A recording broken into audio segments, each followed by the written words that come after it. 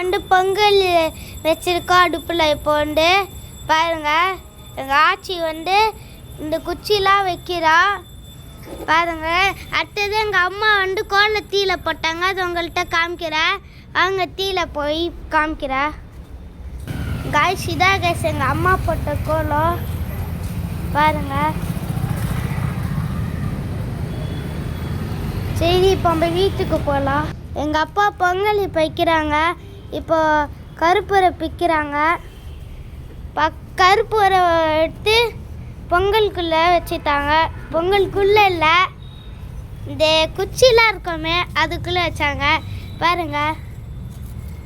உச்சி என்ன இப்படி முக்கணும், முக்கிட்டாங்க. இதோ சவுண்டு கேட்டுச்சுன்னு தெரியல.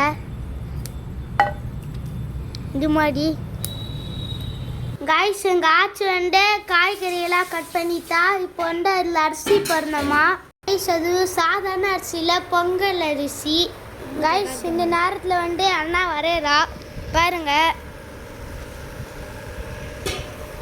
காய்ஸ். எங்கள் அப்பா வந்து ஒரு பைப் எடுத்து ஊதுறாங்க பாருங்க.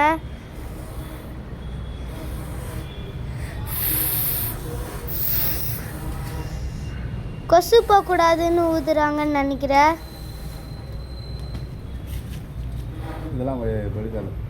காய்ஸ் கொசு போகிறது கதை இல்லை கைஸ், நெருப்பெரியது கதை.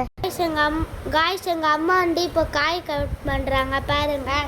கட் பண்ணி தண்ணியில் போட்டுட்டு இருக்காங்க காய்ஸ். எங்கள் ஆச்சி வந்து பொங்கல் அரிசி போட போகிறா இப்போ பாருங்க.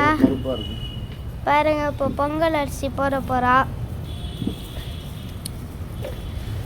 பாருங்க. போடுறா எங்கள் ஆச்சி.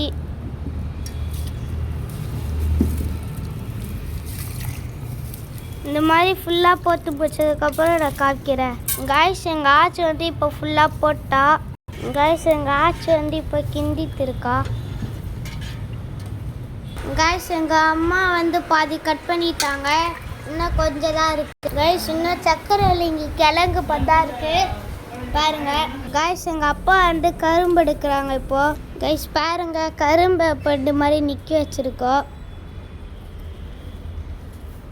காய்ஸ். அதுக்குள்ளே எங்கள் அம்மா அவ்வளோ கட் பண்ணி வச்சுட்டாங்க காய்ஸ். இது பார்க்க சிறு கடையில் இது